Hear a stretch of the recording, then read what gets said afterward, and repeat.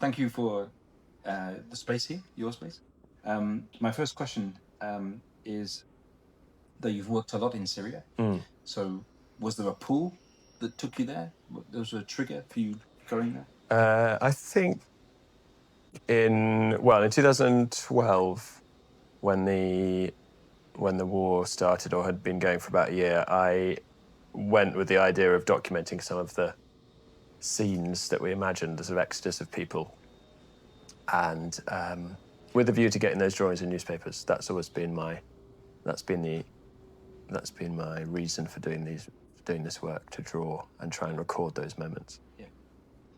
And from the outside, there's a lot of misconceptions, of course, about Syria. From the inside, could you point some of those misconceptions, or just some of your own experiences, the most kind of prominent experiences you've had?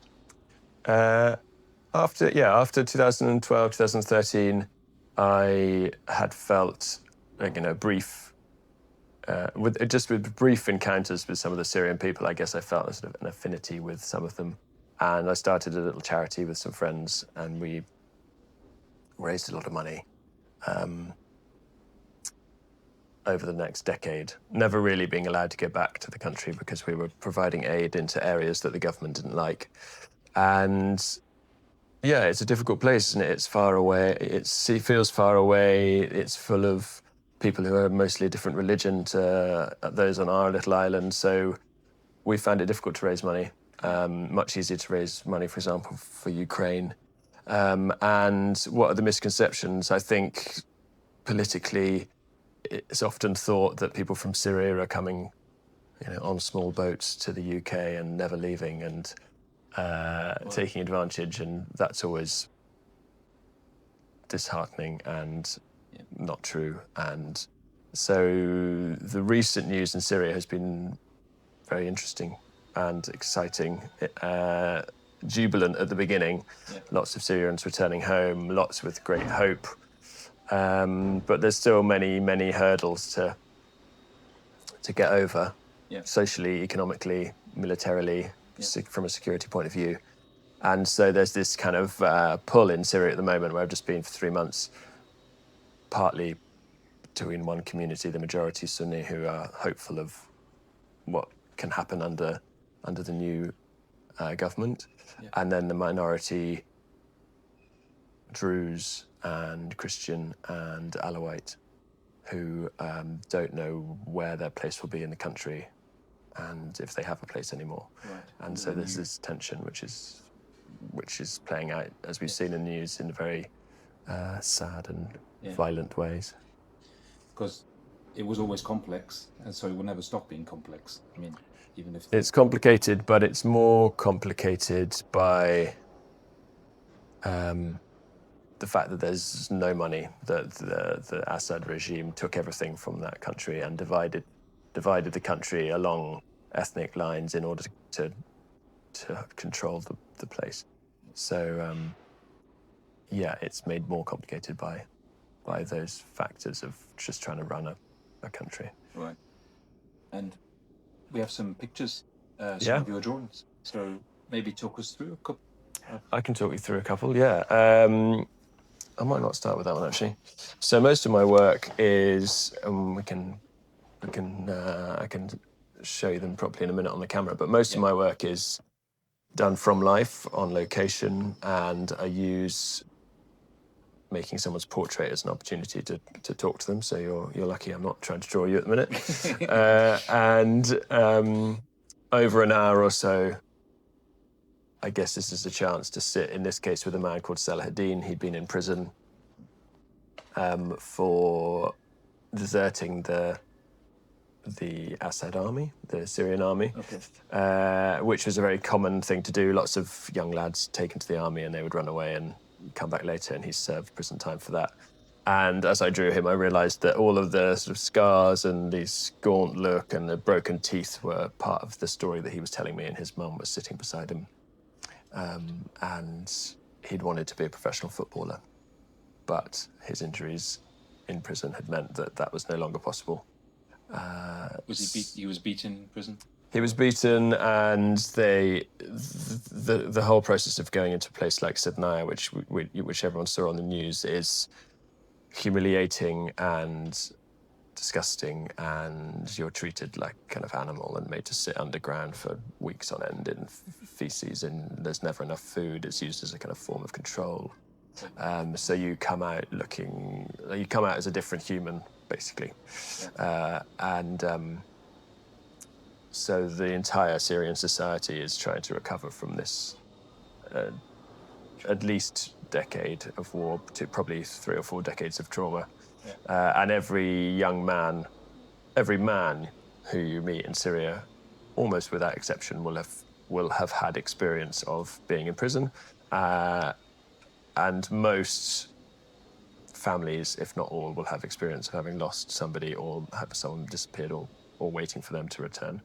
So the December, when I was making these drawings, was very exciting, but also because there was this moment of hope, and very important to have one.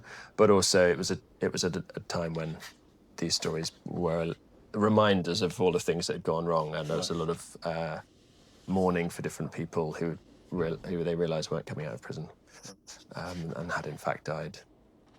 So sort of closure in a way, but also, and yeah, my work is a mixture of drawings of portraits, and then of scenes from different parts of the country, trying to best explain what goes on there. Always taking a little bit longer than a photographer. Yeah. Standing on a roundabout in the middle of Homs. I remember this man Zachary coming up to me and taking my phone number and wanting to see the drawing when it finished. Yeah, and I walked off down the street, and one of the lads from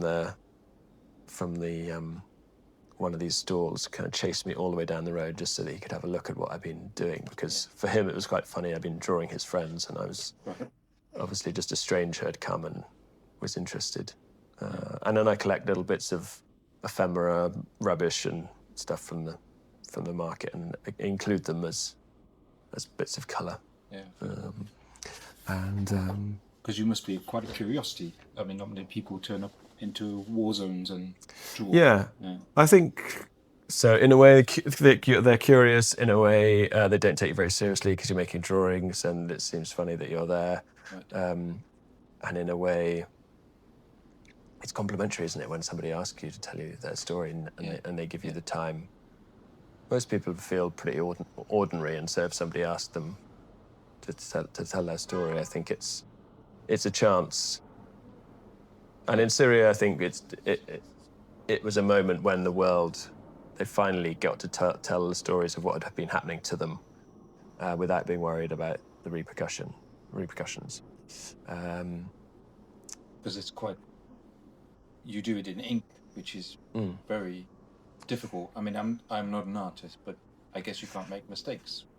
You can make mistakes, and if you look close enough, you'll see that there's lots. But in a way that adds to the kind of immediacy and the movement of it. But in a way, and in another way, not to make it sound easy, but ink adds a kind of authority to the drawing. Right. That with pencil, I think it's often it often feels uncertain, but ink is like you just look at it and believe that it's in the right place. Because there's always an interiority. I'm very struck with all of your drawings by the interiority of people. You capture some. So in a way, there's a bit of a paradox there, in that you're having to work fast and with ink, but at the same time you're trying to create like a resonance, create like a atmosphere. I think that's one of the nice things, perhaps one of the differences between drawing and, say, photography or film, or even writing or poetry. There's a visual element to it, but also there is time spent with somebody, and you're picking up on the most common habits. It's not a snapshot. It's not a 1/100th of a second and then you walk away or concentrate on something else. This is a kind of composite image over time, and you can see it. They can see it unfolding on an open page. They may also have a pen and paper. Lots of people have sort of come and sat down next to me and started drawing, but at the same time. Okay. There's not a difference between my £5,000 camera and what they've got. So there's a kind of closeness, there's a connection, which helps with the drawing. And this one doesn't have color. Some of them have a little bit of color. I intended to colour this one in, Oh. but as what all artists will attest to, there's this sort of ongoing fear of ruining all pictures. I might colour it in, but I probably will see. It depends how brave I'm feeling. Yeah, I think colour adds another dimension to it. Yeah. I'm not a watercolour artist, but I use watercolour as a kind of way of highlighting flags or bits that I find are interesting in a drawing and leading your kind of eye across the page, and then also highlighting the white space that is left behind, which I think is important. And do you get caught by surprise? I imagine for you, there must be surprising stories inside the people you're talking to, but also maybe because there's a nice vibe when I talk. You're very calm, you're very considered. I imagine they may start saying things that maybe they didn't. How does that work? It's tricky because, well, I think when you're not taking a photograph, there isn't any fear that they're going to end up on the front page of a newspaper, and there'll be their photograph and they'll be incriminated for what they've said, or there'll be repercussions. So there's an element of these drawings aren't going to be used in a court of law, so you can feel comfortable. Maybe you think they don't look like you, and therefore it's fine. But yeah, this is a kind of interview. Normally, I take their testimony, so it's in their own words. I'm not trying to. I'm asking all the same questions to sort of journalist questions to double check or fact check, but I'm not there to disbelieve what they tell me. Because you have a lot of roles. I mean, you're painting, you're interviewing, later you're writing. In a way, you're like a therapist, I suppose, because these people probably want their stories out and told. So you also advocate. You're like a lawyer in a sense in the kind of global court of law of public. Yeah, I mean, it's the role of that a sort of, dare I say, proper journalist does every time they write an article. Yeah. For me, I've been learning to do it as I've been making people's portraits. Portraits sort of allowed time for me to interview. And some of them, which are not in this pile, became, because they were minority groups in Syria, they chose not to have their portraits included because they thought they might give away details about their families, and that's been sad. And in some cases, desperate to tell their story, and in moments they were feeling brave, they spoke to me about it. But especially the LGBT communities, especially some of the Alawites I spoke to from the coastal region after the massacres on the 6th and 7th, 8th of March, they're really difficult stories to tell at the moment because they're all still living there, and quite rightly very untrusting and afraid of the general security in Syria, which has been shown to be pretty inconsistent with how it treats different people from different parts of Syria. So yeah, there's a role there, and also you're right, people want to tell their stories, so they hope that I'm going to share them. One girl was telling me about her father who was killed in the massacres, and she just wanted to honour her father's name. He was a great community man, right? And but we couldn't include his drawing and his name because it would put them all at danger. So those stories will come out eventually, but not yet. Thank you. Great. Thank you very much. Thanks for coming to have a look at them. Yeah.